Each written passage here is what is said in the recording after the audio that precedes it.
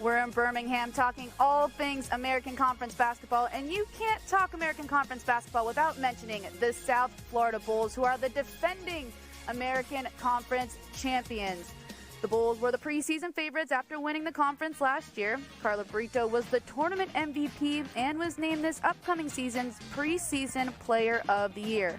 Bulls lost some key players from last season after Sammy Puisis, Romy Levy, and Mama DeVele graduated, but they return not only Carla Brito, but they bring back their third leading scorer in Laura Mputu. We have Laura Mputu, Carla Brito, and the head coach of the South Florida Bulls with us here in Birmingham. Welcome to the American Tipoff Show. Thank you for having us. Now, Coach, you've had a lot of success here at South Florida. You're the winningest coach in the American Conference. So how have you been able to breed that sort of success year after year in Tampa? Well, it's having these young ladies to the left of me and continuing to recruit these type of individuals that are incredible representatives of our basketball program, our university, and awesome in the classroom as well. So it starts, I think the most important thing is the people that you bring into your program. You guys are known to take the schedule by the horns, so to speak. But I feel like you've set a standard here, you know, in the American. You play the toughest teams. You had one of the toughest schedules last year, repeating this year, Duke, South Carolina, UConn. What do you think playing those teams is, and the effect that you're seeing throughout the conference? Everybody's starting to schedule a little bit more challenging. What are you hoping it'll do for you this year? Well, I think our players truly want to play that type of schedule, and they come here to be challenged and to play that type of schedule. And when you recruit and you player develop and you scheme, players want to play against the best in the country. And I think it really gives us a great barometer on where we're at and the things that we need to improve at. I don't think we win the conference tournament if we didn't play the schedule we played last year. We battled through some things during the league schedule that were out of our control.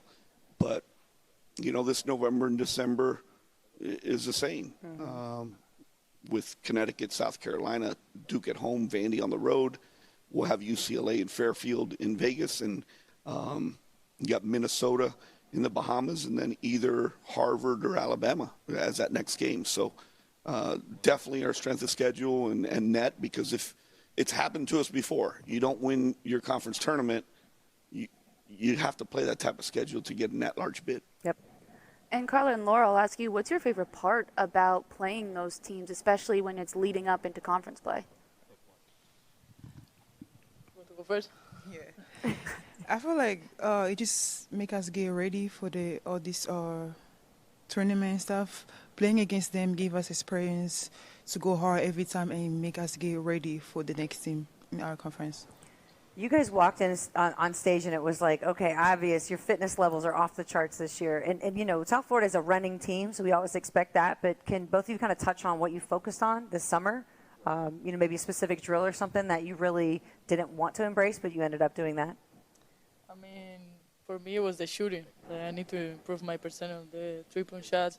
And also, like, we did, like, weight, we did conditioning. So, but in my case, I just focused on the shooting drills that Jose put me on. Yeah. I also focus on, like, my face-up game since I'm, like, a small post player. So I feel like facing up and shooting the ball, like, that's really what I need. That'll be exciting to see. We're used to you backing some folks down with the finish. Face them up. We can't wait to watch. Now, Coach, how important is it for you to have two returners of this caliber on your team?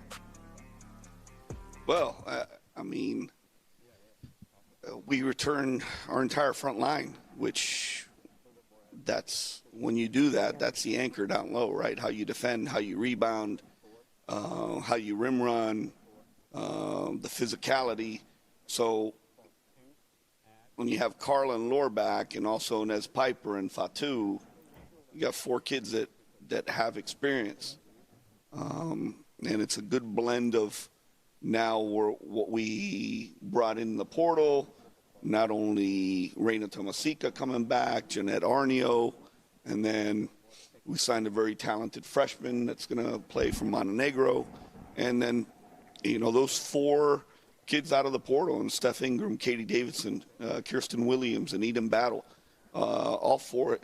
You got our depth is going to show a lot, and I like this group. They've been fun to coach.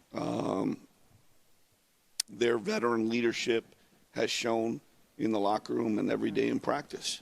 Depth is not something that's been plentiful at South Florida so many times. I remember looking back and trying to battle through injuries. So we hope everybody just stays healthy throughout the season so that you can go deep at your bench when you need to.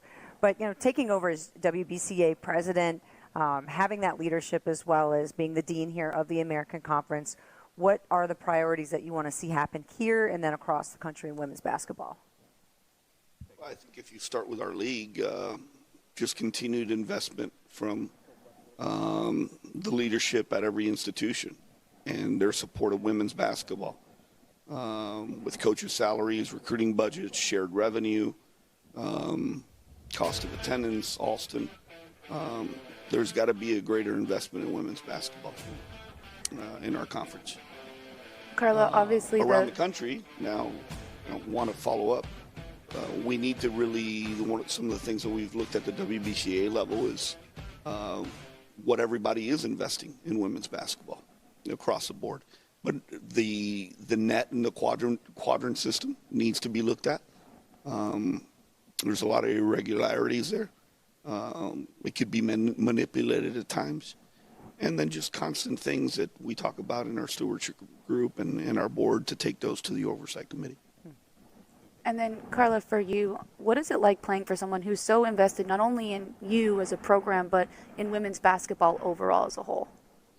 I think it's very important to have a leader like Jose in the women's basketball, because he just wants to show us that he cares about this sport, he cares about the women, he cares about the invest, and he just wants to improve this sport. Getting the same level as the men's. So I think it's very, very important to have a leader like Jose.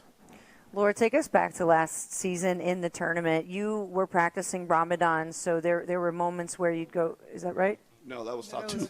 I'm so sorry, Okay. pardon me. But you were one of those players that were out there putting in the minutes so much. Speaking of, go short on your bench, what was it like to break through kind of that, that moment where you didn't think you could push past it? You got there, and that whole tournament game, that finals game, that was really amazing. Can you take us back to what that felt like for you?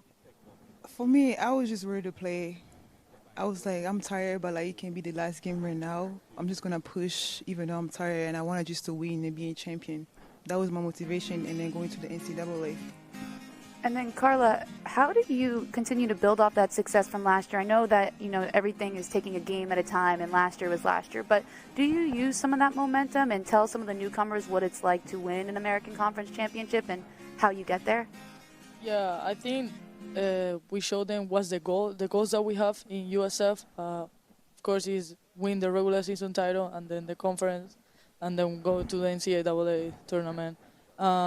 But every day, not just me, Lord, Jay, all of us, try to be the best for them, for the newcomers, to teach them how's the way, how's our culture, how we do things in USF, just to show them and let them know we are there for them, and yeah. This sounds like a Sweet 16 team to me. Listen, I'm excited. They were fun to watch last year, Brooke. I cannot wait for this season. Thank you guys so much for joining us today. Thank you for having us. Thank you.